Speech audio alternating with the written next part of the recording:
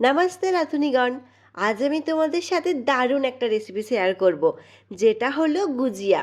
এটা দেখতে যতটা সুন্দর, খেতেও কিন্তু ততটাই সুন্দর। আর সবথেকে ভালো ব্যাপার হলো এটা তোমরা বানিয়ে বেশ কিছুদিন স্টোর করে রাখতেও পারবে। এই গুজিয়াটা তোমরা সবথেকে সহজে কিভাবে বানিয়ে নিতে পারো সেটাই তোমাদের সাথে শেয়ার করব। ফার্স্টেই আমি 1 কাপ ময়দা নিয়ে নিয়েছি, যার মধ্যে সামান্য একটু নুন আর 2 চামচ মতো ঘি দিয়ে খুব ভালো করে প্রথমে এটাকে মিশিয়ে নিতে হবে। ভালো করে মিশিয়ে হাতের মধ্যে নিয়ে চাপ দিলেই দেখবে ভেতরে একটা মণ্ড মতো হয়ে যাচ্ছে, তাহলেই জানবে ময়ান দেওয়াটা তোমাদের একদম পারফেক্ট হয়েছে। এরপর অল্প অল্প করে জল দিয়ে ময়দাটাকে মেখে নিতে হবে। একটা কথা মনে রাখবে, এটাকে কিন্তু বেশ শক্ত করে তোমাদেরকে মেখে রাখতে হবে, কোনোভাবে এটা নরম না হয়ে যায়। এই ময়দাটা মাখতে জলের পরিমাণ কিন্তু খুবই কম লাগে।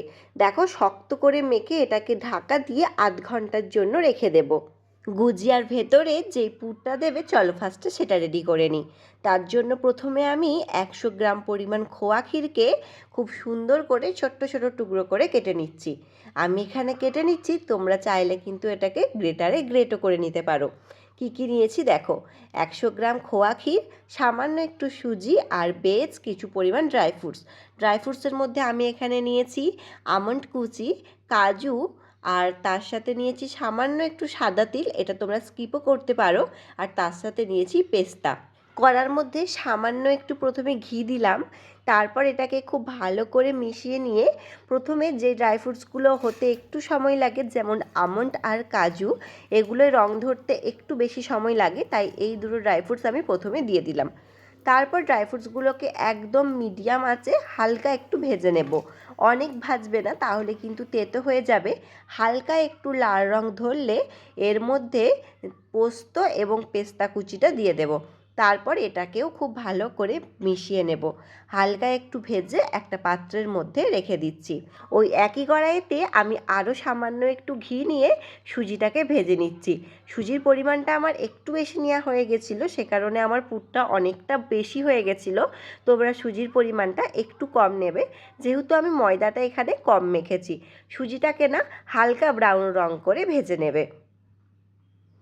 দেখো, সুজিটা হালকা রং ধরতে কিন্তু আমি সেম পাত্রের মধ্যে রেখে দিলাম। কড়াইয়ের মধ্যে আর কিছুই দেওয়ার দরকার নাই, জাস্ট খোয়া ক্ষীরটাকে এর মধ্যে দিয়ে দাও। আর তারপর আঁচটাকে মিডিয়ামে করে কিছুক্ষণ নাড়তে থাকো। দেখবে খোয়া ক্ষীরটা গলতে শুরু করেছে। যখন খোয়া ক্ষীরটা গলে একদম গুঁড়ো গুঁড়ো মতো হয়ে যাবে, তখন এটাকে দেখো এই পর্যায়ে একই পাত্রের মধ্যে ঢেলে দিলাম। এরপর সব কিছুকে খুব ভালো করে মিশিয়ে নেব।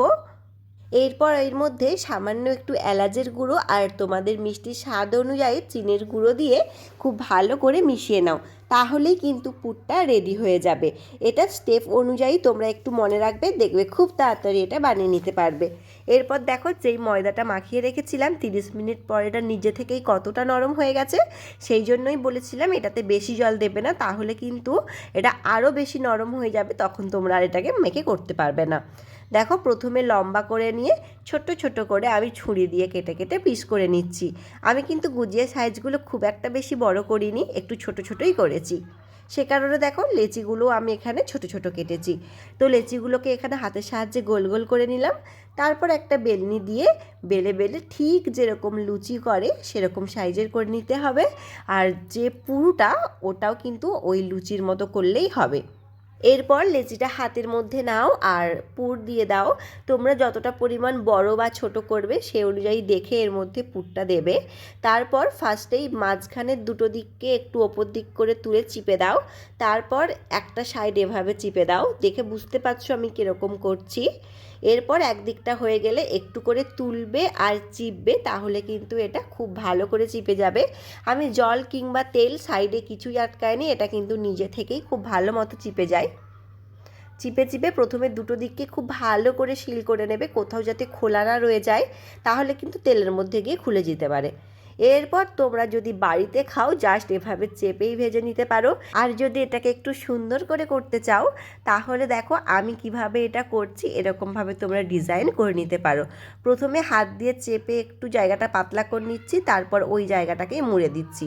আবার হাত দিয়ে চেপে পাতলা করছি এবং ওই জায়গাটাকেই মুড়ে দিচ্ছি।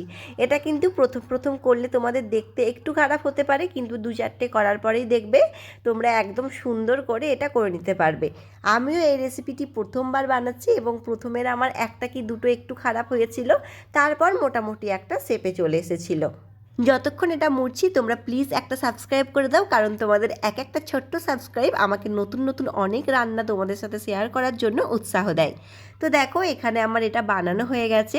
এরপর বানিয়ে আমি এরকম একটা প্লেটের মধ্যে রাখছি, আর এটা কিন্তু খোলা রেখে দেবে না, একটা করে বানিয়ে বানিয়ে না এটাকে চাপা দিয়ে দিয়ে রাখবে। এরপর আমি কড়াইয়ের মধ্যে রিফাইন্ড অয়েল দিয়ে দিলাম। তারপর তেলটা হালকা একটু গরম হয়ে গেলেই এর মধ্যে আস্তে আস্তে আমি ছেড়ে দেবো এগুলোকে। দেখতে পাচ্ছ আমি কিন্তু তেলটা খুব একটা বেশি গরম করিনি, হালকা একটু গরম হয়েছে, সেই সময় কিন্তু এটাকে দিয়ে দিতে হবে। আর ভাজার সময় তোমরা আঁচটাকে একদম হাই করবে না, আঁচটাকে একদম লো টু মিডিয়ামে রেখে হালকা হাতে এগুলোকে ভাজতে থাকবে। আঁচটা যদি হাই করে দাও ওপর থেকে একদম বেশি লাল হয়ে যাবে আর ভেতরটা কিন্তু কাঁচা রয়ে যাবে। যদি এটাকে মুচমুচে করে পারফেক্ট বানাতে চাও তাহলে কিন্তু তোমাদেরকে আঁচটাকে লো টু মিডিয়ামে রেখেই ভাজতে হবে। আর দেখো একদিকটা হয়ে গেলে উল্টে দিতে হবে, এরকম করে করে কিন্তু এগুলোকে ভেজে নিতে হবে।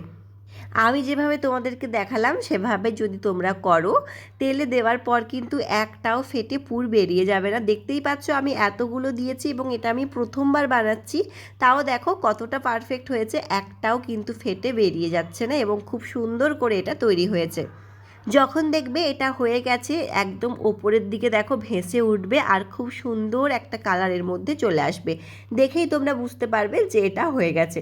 এরপর এটাকে তুলে, যেহেতু এটা ডিপ ফ্রাই সে কারণে একটা টিস্যু দেয়া কোনো জায়গার ওপর এটাকে ঢেলে দেবে।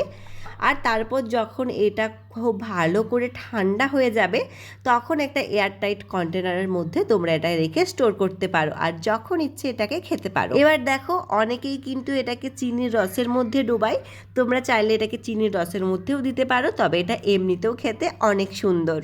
আজকের রেসিপিটা কেমন লাগলো আমাকে অবশ্যই জানিও। আর বারবার যেটা বলি, আমার রেসিপি দেখে যদি তোমরা কেউ বাড়িতে ট্রাই করো তাহলে আমাকে একটা কমেন্ট করে জানিও যে তোমরা কেমন রেজাল্ট পেলে।